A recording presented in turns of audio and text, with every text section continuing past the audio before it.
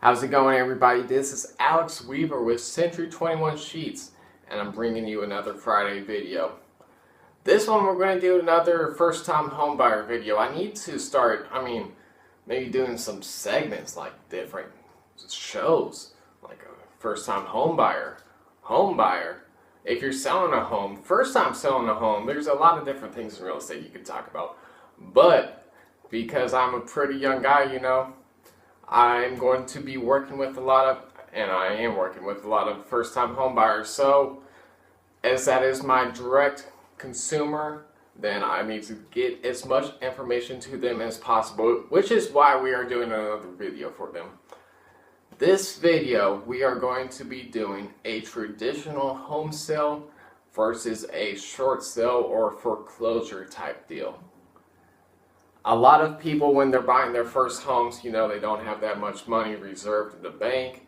They don't have that much, or their potential income is not as big as it would be if they were 30, 40, 50 years old.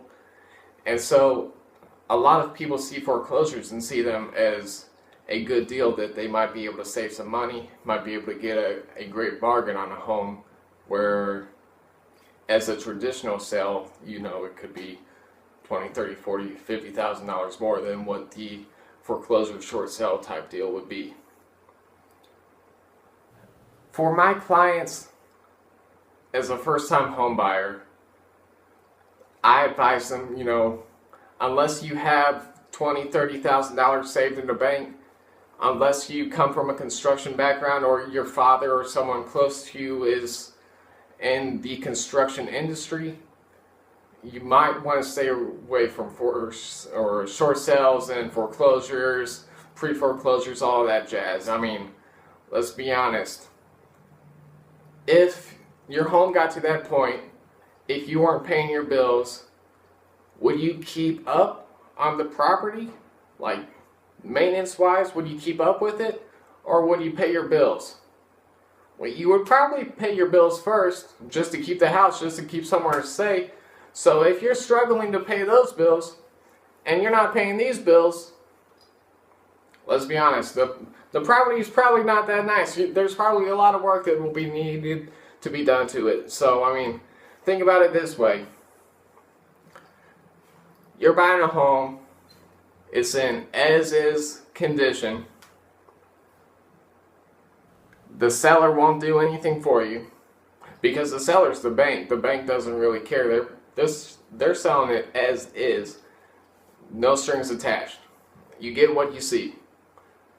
So say the roof is gone, say the furnace doesn't work, say the pipes are busted into floors. You're like $30,000, $40,000 down right there. If you already don't have a lot of money saved in the bank, if you're doing an FHA or Indiana housing type deal, if all this is wrong with the house already, how are you going to fix all of that?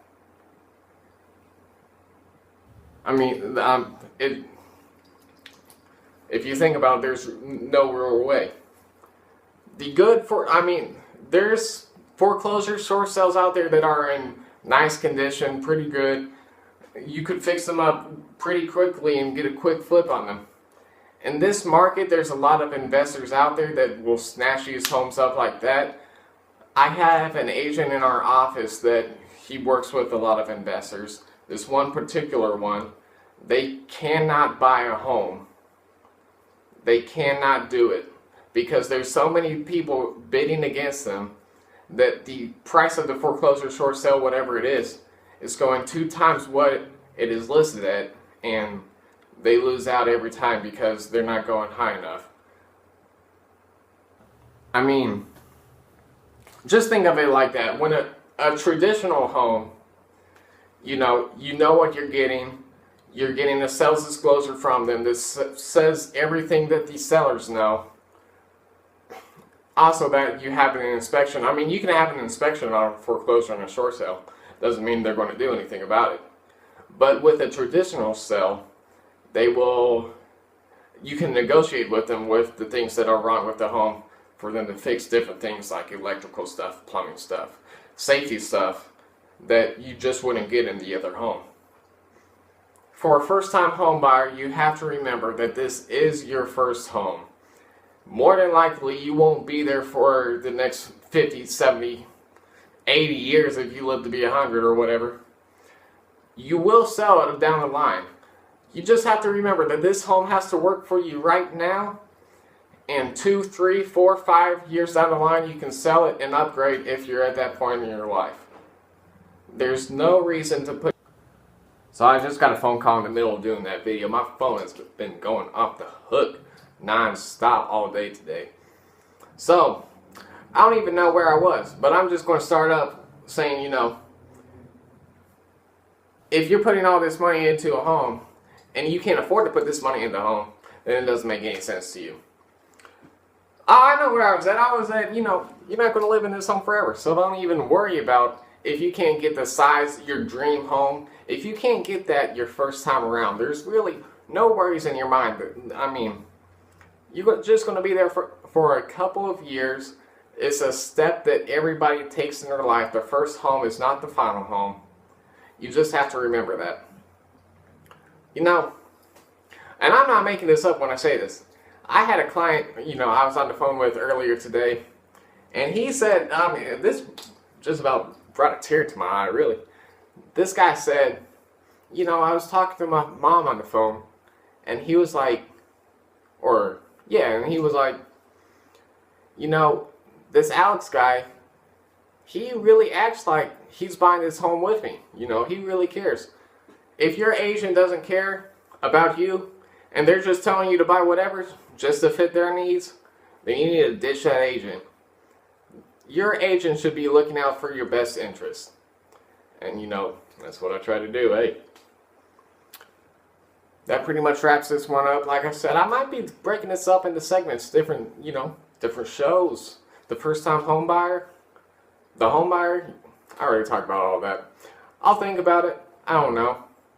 But in any case, you always know, if you're thinking about buying, selling, any type of real estate transaction at all, let me know. I'll leave my contact information below, my cell phone number, my email address. Feel free to contact me.